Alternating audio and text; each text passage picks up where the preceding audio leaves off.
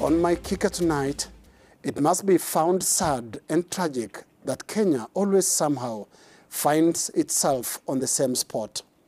The crisis over maize prices and flour or unga, the country's staple food, is, for example, becoming a calendar event assured to Kenyans every 5 years, in the same way elections are assured for the second Tuesday of August every 5th year of the life of Parliament. And so we are here again, Kenyans. And whether it's about shortage or high prices, unga has repeatedly proved Kenya's nutritional blessing and a political curse at the same time. Maize in Kenya stands for food security.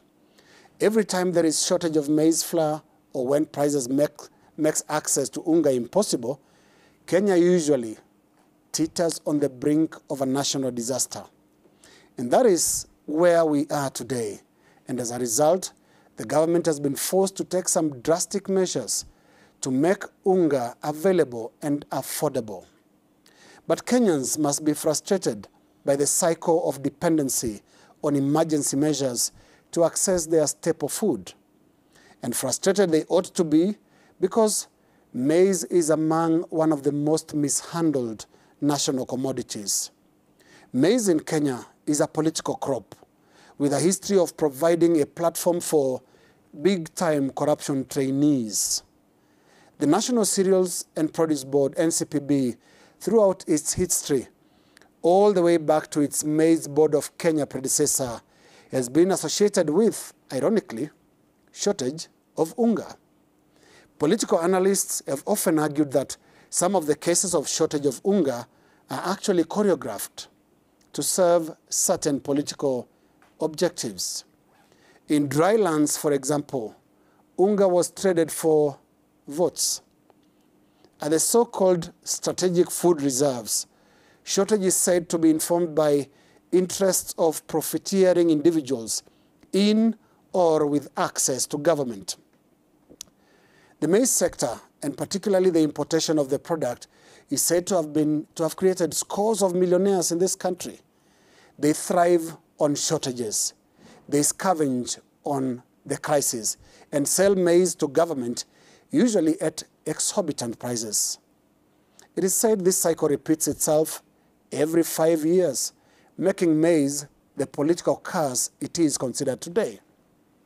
Then there is the indignity of importing maize from less endowed nations like Zambia. This is a statement of our own mismanagement of the maize sector. In the maize-producing areas like Trans Nzoia, Uasin Gishu, and even Transmara, frustrated farmers have slowly been exploring other avenues, including planting other crops like sugarcane. This production decline certainly translates to part of the problem of shortage of maize. Though government subsidies are a welcome relief, it is time we pondered how to end these undignifying cycles of shortage of unga. Shortage of unga is possibly the worst form of assault on Kenya's poorest of the poor.